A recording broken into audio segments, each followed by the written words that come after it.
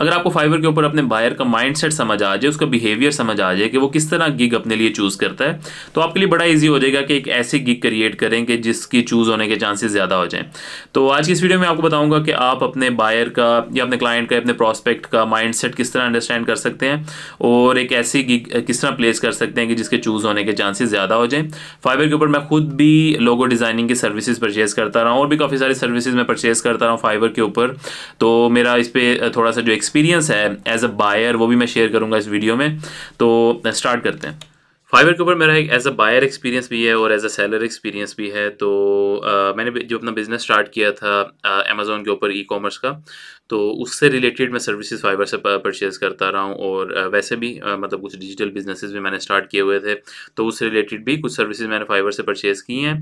तो मैं आपको दिखाऊंगा अपने जो ऑर्डर्स हैं और फिर मैं आपको बताऊंगा कि मैंने किस तरह ये सर्विस रिसर्च की अपने लिए और मैं यहाँ तक कैसे पहुँचा और मैंने ये सर्विस कैसे चूज़ की। तो यहाँ से सबसे पहले मैं चलूँगा व्यू ऑल ऑर्डर्स के अंदर। ये वो ऑर्डर्स हैं जो कि मैंने फाइवर के ऊपर प्लेस किए अपने बिजनेस के लिए। तो सबसे पहले हम चलते हैं यहाँ पे और यहाँ पे आ रहा है design unique modern minimalist business logo for you. तो सबसे पहले मैं आपको ये बताऊंगा कि मैंने जब यहाँ पे ऑर्डर प्लेस किया तो मैंने ये क्यों चूज़ किया, ठीक है, मेरे बिजनेस के साथ ये किस तरह मैच कर रहा था। और फिर आपको बताऊंगा कि मतलब किस तरह के बिजनेसेस हैं और किस तरह के फिर वो डिज़ाइंस चूज़ करते हैं। तो सबसे पहले हम इनके गिग के ऊपर जाएंगे और इनका जो मैंने लोगो डिज़ाइन करवाया था इनको मैंने $44 पे किए थे। और यहाँ से मतलब इनका काम मुझे बहुत अच्छा लगा था, तो फिर मैंने इनको $10 टिप भी पे की थी। तो यहाँ पे अब हम चलते हैं और इनका देखते हैं डिज़ाइंस।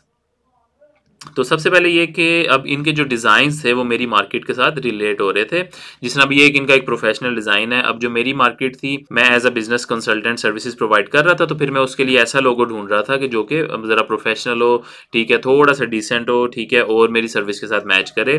तो मतलब जब आप बिजनेस से रिलेटेड सर्विसेज प्रोवाइड कर रहे होते हैं तो आपका फिर मतलब आपका यही होता है कि मतलब कोई ऐसा लोगो डिज़ाइन हो जो कि बिजनेस के साथ मैच करे। तो फिर मैं भी आपको यहाँ पे दिखाता हूँ कि जब इन्होंने लोगो डिज़ाइन किया तो वो किस तरह का था। तो यहाँ पे मैं इस फाइल को डाउनलोड करता हूँ,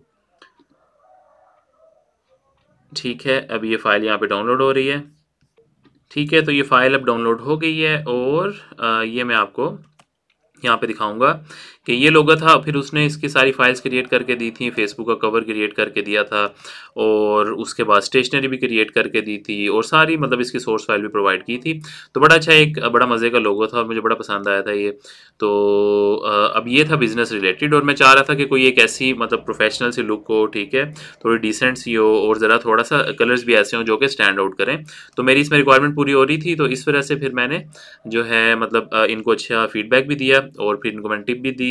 तो यहाँ पे अब देखें कि मैं आपको एक प्रोसीजर बताऊंगा कि मैंने यही गिग क्यों चूज़ किया, ठीक है। उससे पहले फिर मैं आपको एक और अपना ऑर्डर दिखा दूँ, फिर आपको अंडरस्टैंड हो जाएगा कि मतलब अब मैंने अब एक और ऑर्डर प्लेस करवाया ना, तो फिर मैंने वो दूसरे गिग से क्यों प्लेस करवाया। हालांकि ये भी लोगो डिज़ाइनिंग करते थे, तो मैंने इनसे क्यों नहीं प्लेस करवाया।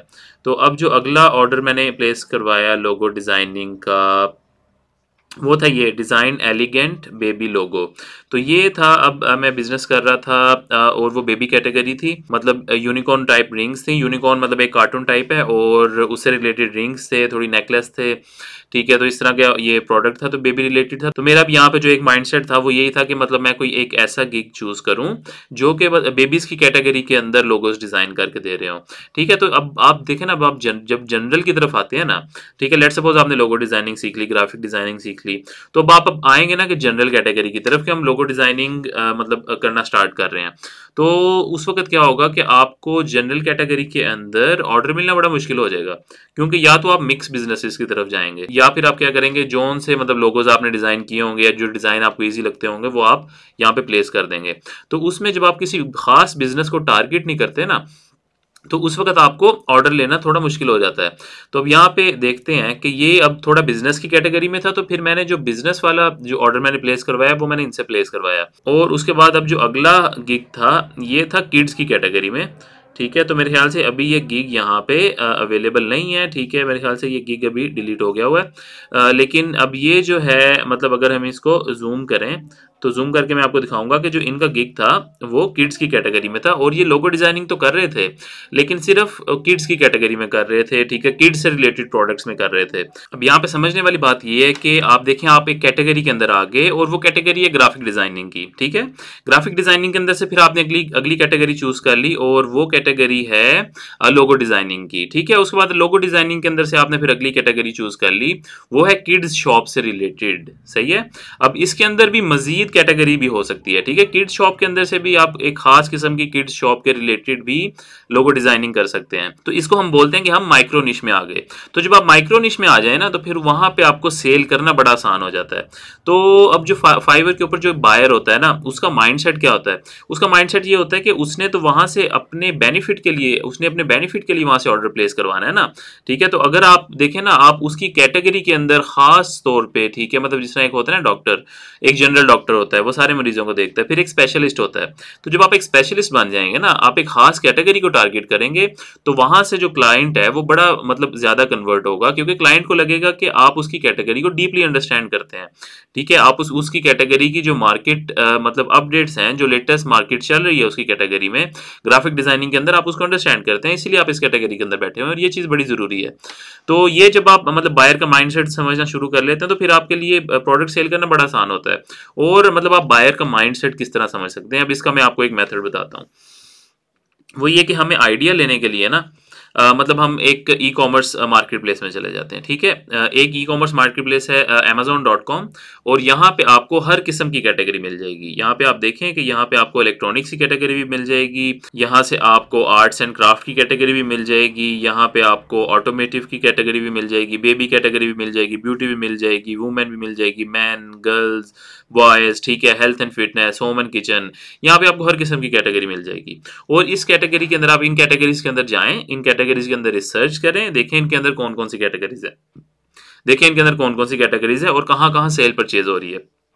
जिस तरह मैं यहाँ से अब चलता हूँ टॉयज के अंदर, ठीक है। तो टॉयज के अंदर देखेंगे किस तरह के प्रोडक्ट सेल हो रहे हैं। तो फिर आप क्या करेंगे, फिर आप इनमें से एक कैटेगरी चूज कर लें और उसके अंदर सिर्फ लोगो डिजाइनिंग शुरू कर दें, ठीक है। अगर वो मेंस की कैटेगरी है तो फिर उस प्रोडक्ट से रिलेटेड आप लोगो डिजाइनिंग शुरू कर दें।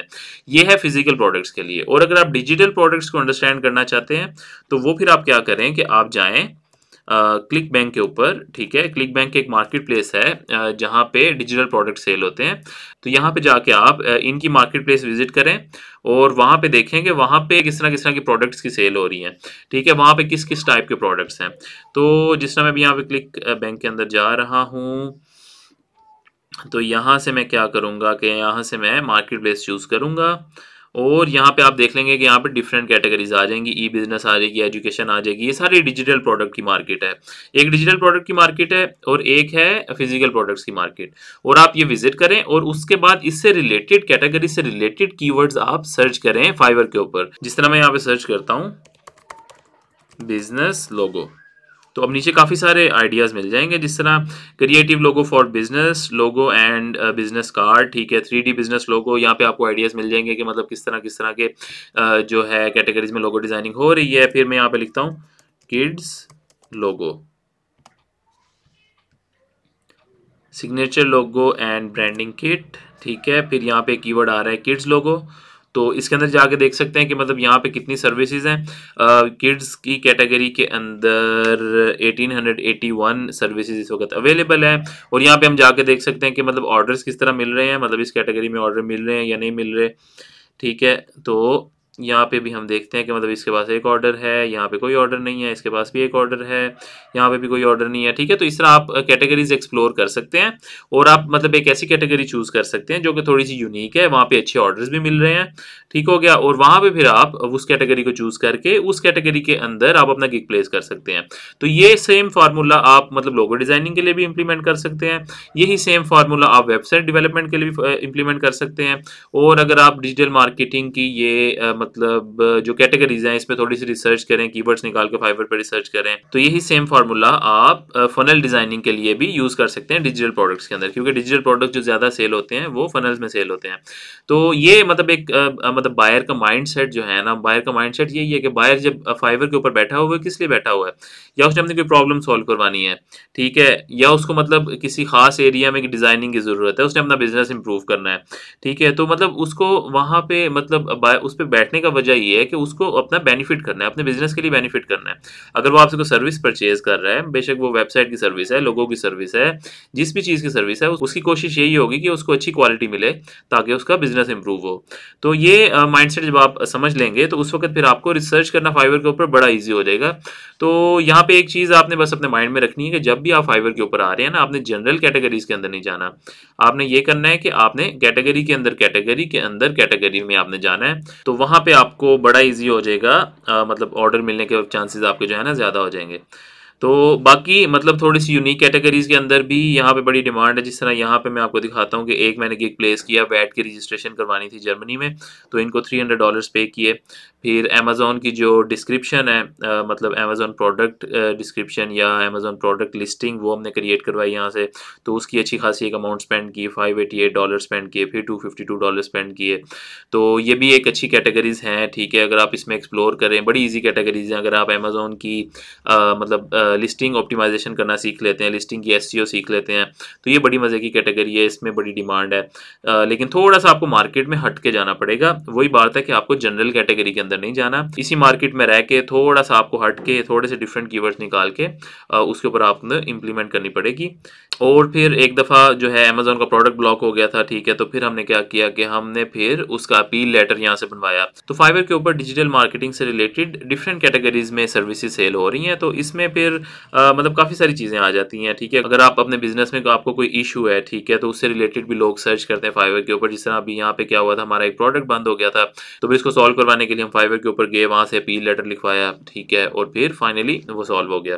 तो ये है कि मतलब आपको जब फाइवर के ऊपर आप आ रहे हैं, तो मेन जो चीज़ आपको अपने माइंड में रखनी है वो ये कि आप अपने क्लाइंट को वैल्यू किस तरह प्रोवाइड कर सकते हैं, आप अपने क्लाइंट का बेनिफिट किस तरह कर सकते हैं।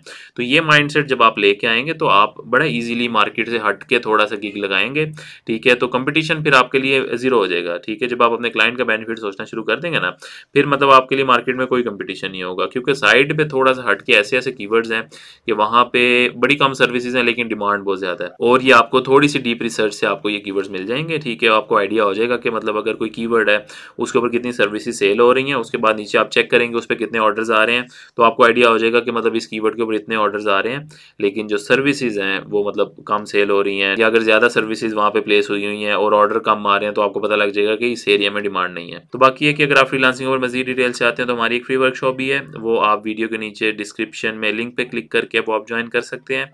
और उसके अलावा अगर वीडियो में जो इन्फॉर्मेशन शेयर की आपको अच्छी लगी, वीडियो को लाइक करें, शेयर करें, और अगर आपका कोई क्वेश्चन है तो आप नीचे कमेंट करें। Alright, so thanks for watching this video, please make sure to subscribe, see you soon.